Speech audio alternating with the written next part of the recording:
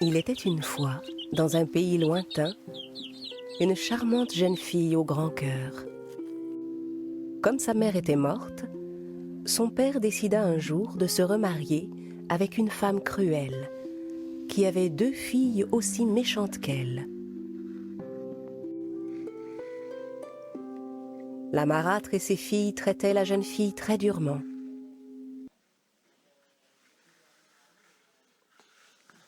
Va-t'en, tu n'as rien à faire à notre table. Ouais, allez, oust. Allez, tu n'as rien à faire avec nous.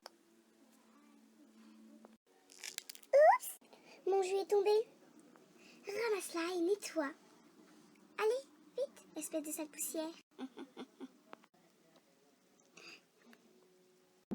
Pendant que les 2 sœurs sortaient pour aller s'amuser, elle devait rester à la maison pour s'occuper des tâches les plus ingrates.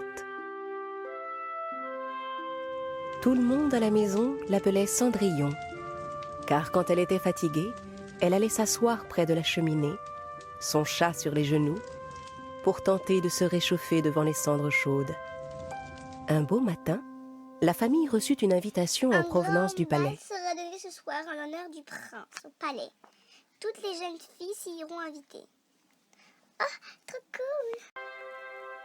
La belle-mère commença à préparer ses filles pour le bal, et Cendrillon fut obligée de les aider.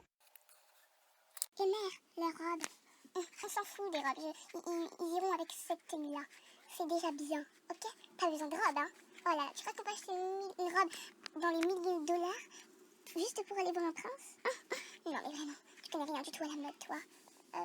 Je crois que vous avez été les plus belles filles du bal ce soir. Vous devez absolument plaire au prince.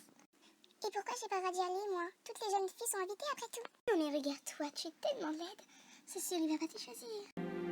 Le moment du bal venu, restée seule à la maison, Cendrillon ne put retenir ses larmes et commença à pleurer. Au même moment, une vive lumière éclaira soudain la cheminée, et au travers de cette lumière, une belle fée apparut. Cendrillon n'en croyait pas ses yeux, car cette fée n'était autre que sa mère. Coucou ma chérie, toi aussi tu pourras aller au bal. Je suis venue. Mais comment? Voilà, il faut absolument que tu danses avec le prince. Et surtout n'oublie pas mon ange. Au 12e coup de minuit, il faut absolument que tu quittes le bal, parce que la magie disparaîtra. D'accord maman, merci. They told you everything was waiting for you. They told you everything was set in stone. It's an open book, a road in reverse, a brand new hook. Forget that curse. Rewrite, ignite, restart. 'Cause it's your life. A rewind. 'Cause you're royal, you rebel, you're more than one together. However you go, ever and ever after high. 'Cause you're royal, you rebel, you're more than one together. However you go, ever and ever after high. Le prince invita aussitôt Cendrillon à danser. Grâce à ses souliers magiques, la jeune fille flottait littéralement sur la piste de danse. La belle-mère et ses filles restaient sans voix devant sa beauté, qui les rendait folles de jalousie. Cendrillon était si heureuse qu'elle ne voyait plus le temps passer, si bien qu'elle oublia complètement la promesse qu'elle avait faite à sa mère. Soudain, elle aperçut l'horloge qui était sur le mur. Il était presque minuit. Abandonnant le prince sur place, elle s'enfuit alors en courant. Mais alors qu'elle dévalait les escaliers du palais, elle perdit une de ses chaussures magiques. Malheureusement, elle n'avait plus le temps de revenir sur ses pas pour la récupérer.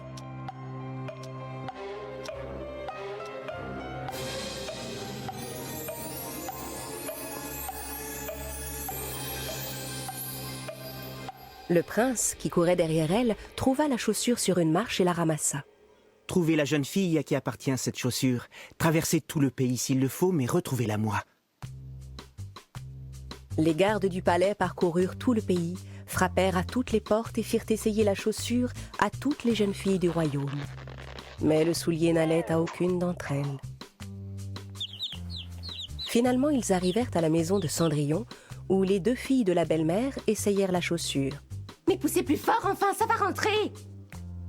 Mais oui, voyons, ma fille a les pieds un peu gonflés en ce moment, la fatigue sûrement.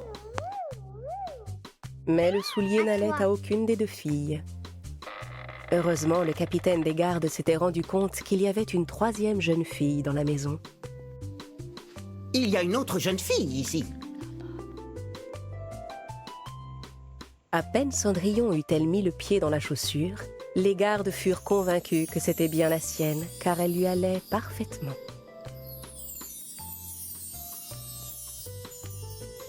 Je vais vous demander de nous accompagner au palais, jeune dame. Notre prince vous y attend. Les gardes conduisirent donc Cendrillon au palais. Quand le prince vit Cendrillon, il la reconnut aussitôt. Il était tellement heureux de la revoir. Il s'agenouilla devant elle et la demanda en mariage. Princesse, voulez-vous m'épouser? Cendrillon, ravi, accepta sans hésiter la demande du prince. Et ensemble, ils vécurent heureux pour toujours.